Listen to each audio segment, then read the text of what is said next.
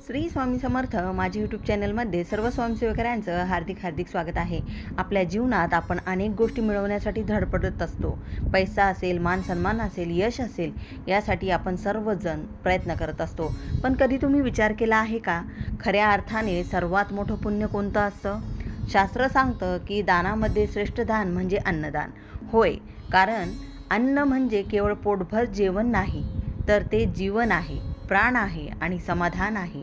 आजच्या या व्हिडिओमध्ये आपण जाणून घेणार आहोत अन्नदानाचं अद्भुत महत्त्व, त्यामागचं शास्त्र आणि आध्यात्मिक कारण, आणि का अन्नदान केल्याने जीवन बदलू शकतं। म्हणून व्हिडिओ शेवटपर्यंत नक्की बघा। शास्त्रानुसार अन्नदान केल्याने 21 पिढ्यांचा उद्धार होतो। याचा अर्थ तुमचं एक चांगलं कर्म फक्त तुम्हालाच नाही, तर तुमच्या पुढच्या पिढ्यांनाही लाभ देतं। अन्नदान हे सर्व दानांमध्ये श्रेष्ठ मानलं गेलं आहे।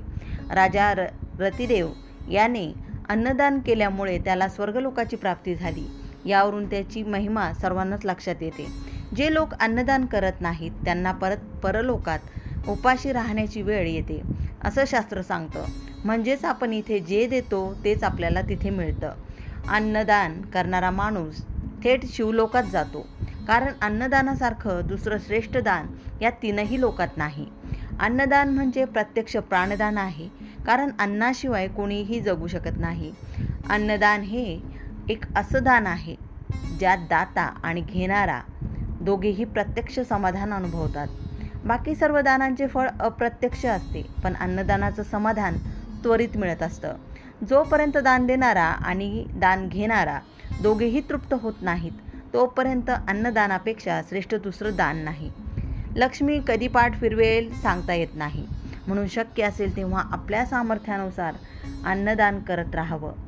कुठलंही दान करताना आपण समाधानानं ते दान करावं।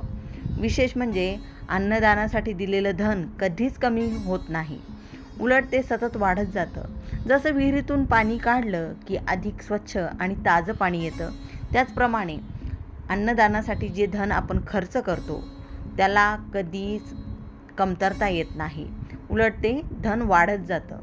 अन्नामुळे शरीर बळकट होतं आणि अन्नाच्या आधारावर आपले प्राण म्हणजे अन्नाच्या आधारावरच आपलं प्राण टिकून राहतो। म्हणूनच अन्नदान करणारा म्हणजेच प्राणदाता समजला जातो। आपल्या कमाईतील काहीसा भाग हा देवकार्य आणि दानासाठी कधीही वापरावा।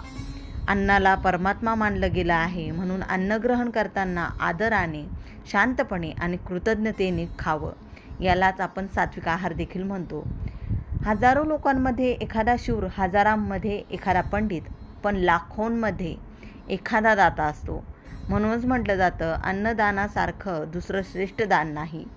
आणि शेवटी भुकेल्याला अन्न देणं आणि भगवंताचं नामस्मरण करणं, या दोन गोष्टी परलोकातही आपल्याला साथ देत असतात।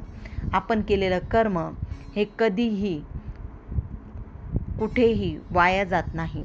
त्यामुळे कर्म करतानाच असं कर्म करा की ज्यामुळे आपल्याला आपल्या आयुष्यामध्ये कधीच अशी वेळ येणार नाही की आपल्याला त्या ठिकाणी अस्वस्थता येईल।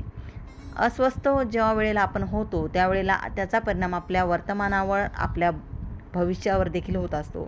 त्यामुळे आज आपण जेवतो आहोत ते कदाचित आपल्या नशिबामुळे आहे, पण कोणीतरी असा आहे जो आजही उपाशी झोपतो आहे। आणि आपल्याला सर्वांनाच आजपासून एक असा छोटासा एक संकल्प करायचा आहे। आठवड्यातून एकदा तरी किंवा महिन्यातून एकदा तरी एखाद्या भुकेल्याला, ज्याला गरज आहे अशा व्यक्तीला अन्न द्यावं। आणि कारण आपण दिलेलं अन्न फक्त पोट भरत नाही, तर ते आशीर्वाद बनून आपल्या आयुष्यात परत येत असतात। अन्नदान म्हणजेच खऱ्या अर्थाने मानवतेची सेवा आहे। जर तुम्हाला हा व्हिडिओ आवडला असेल तर लाईक करा, शेअर करा आणि चॅनलला सबस्क्राईब करायला विसरू नका। पुन्हा भेटूया अशाच एका सुंदर आणि प्रेरणादायी विषयासह। अन्नदान करा आणि जीवन धन्य करा। झालेली सेवा ही महाराजांच्या चरणी मी रुजू करते। व्हिडिओ शेवटपर्यंत नक्की बघा। सर्वांना श्री स्वामी समर्थ।